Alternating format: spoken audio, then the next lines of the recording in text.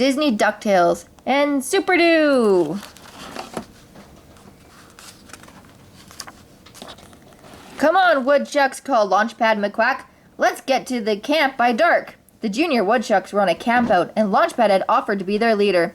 Huey stopped to wait for Launchpad's sidekick, Doofus, to catch up. This pack weighs a ton, puffed Doofus. He was very chubby and very clumsy, but everyone liked him.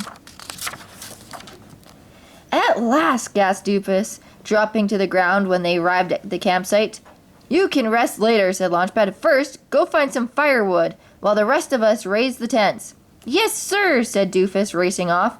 A while later, the campers heard a scream. It was Doofus, trying to balance himself on a log that was rolling down the hill, heading straight for the camp. In seconds, all the tents were knocked to the ground.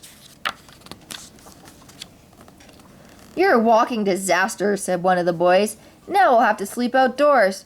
I'm awfully sorry, mumbled Doofus. I just slipped. It's okay, said Dewey. Let's just clear up this mess. At that very moment, two strange creatures were plotting their spaceship through outer space. I think we've lost Star Police, said one. Yes, Bob Box, but we'd better hide the stone until we're sure they're no longer after us. There's a good place, he said, heading for Earth. Just think, Feox, their energy crystal will rule the world. He opened the window and flung the crystal to Earth. The next morning, the Woodchucks were up early. Today, said Launchpad, we'll try to find new rocks for our collection. Whoever finds the oddest sample wins a medal. Gee, I'd like to win, thought Doofus wistfully. He never saw the piece of metal sticking up out of the ground until he tripped over it. He took the crystal out of the metal box and ran to show Launchpad. Launchpad couldn't find the stone in his handbooks, so Doofus decided to keep the stone anyway. He hung it around his neck on a cord. By mid-afternoon, the Woodchucks had reached camp by the lake. They played games for a while, then went to bed in the warm wooden huts. A stream of moonlight shone on the crystal around Doofus's neck. Suddenly, the stone flashed, and Doofus, still fast asleep, floated out the window. The cold air woke him. What am I doing up here? He screamed, frightened. Suddenly, he bumped into a boulder. The boulder split in half, but Doofus didn't feel a thing. He picked up a heavy piece of rock, and it seemed light as a feather. My crystal must be magic, he said, amazed. No one can say I'm clumsy anymore. Now I'm Super Doofus. He thought for a moment. No, I'm Superdoo. They'll never know it's because of the crystal.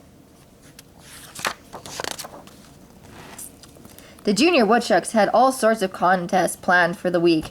Doofus surprised them by winning everything. Nobody could beat him at making pancakes, canoeing, or tying knots.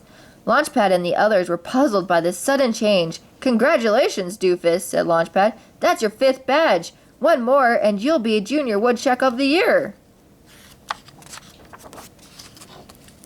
By now, the spacemen had landed on Earth and found the metal empty box empty. They followed Doofus's tracks to camp. Feox glanced at the wooden huts and said, We can destroy those with one shot from our lasers. Bobox carried something strange over his shoulder.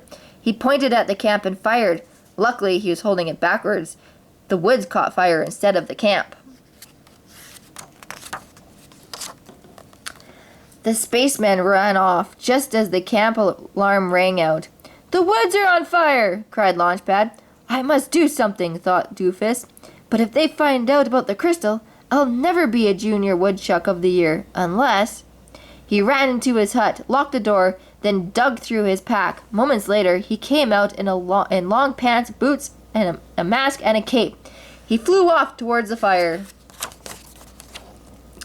What is it? Cried the Woodchucks. Is it a bird? Is it a plane? No, it's a superhero. Doofus lifted a giant water tank, filled it with water from the lake, and flew over the woods, pouring water over the burning area. He put the fire out in no time. Now that's what I call a superhero, said Huey. Superdoo always wins, cried Doofus, flying into the clouds. Thanks, Superdoo, they all called out. Meanwhile, Feox and Bobox were thinking up a new plan for getting back the crystal. They would bomb the reservoir and flood the whole valley, including the camp. Remember, warned Feox, we need half an hour to get clear. I know, said Bobox, working on the timer. But the bomb exploded suddenly, and the two aliens were swept away by the flood. The reservoir's been hit! Take cover! Ordered Launchpad. Only Superdoo can save us now! Cried Dewey. Superdoo flew overhead, carrying a mound of mud. He forced the flood, took a deep breath, and blew until the water turned back. Then he patched up the reservoir with the mud, and it was as good as new. Superdoo is great, laughed Louie. You know, said Huey, Doofus and Superdoo never seem to be around at the same time. Let's find out if it's just a coincidence. When Doofus went back to the hut to change, the brothers caught him. At last, he told them all about the crystal. So that's how you beat us, frowned Louie. Junior Woodchucks are supposed to be fair, Doofus. I'm sorry, sorry, stammered Doofus. I didn't mean to hurt anyone. Please, listen. But they walked off, disgusted. I used the stone for selfish reasons, and I didn't realize my friends would be hurt.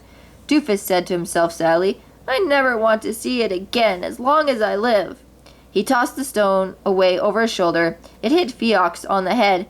Bobox picked it up.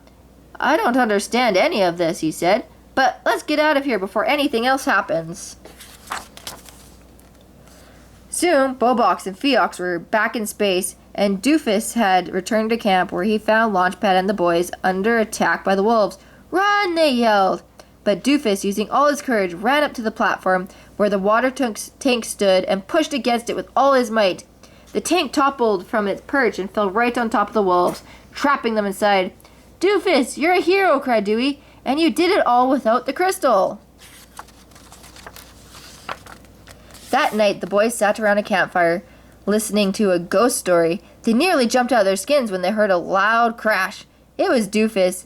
He had tried to find his way back from the river in the dark, and ended up on the ground with broken dishes everywhere. Everyone gave a cheer for Doofus, the clumsiest hero ever.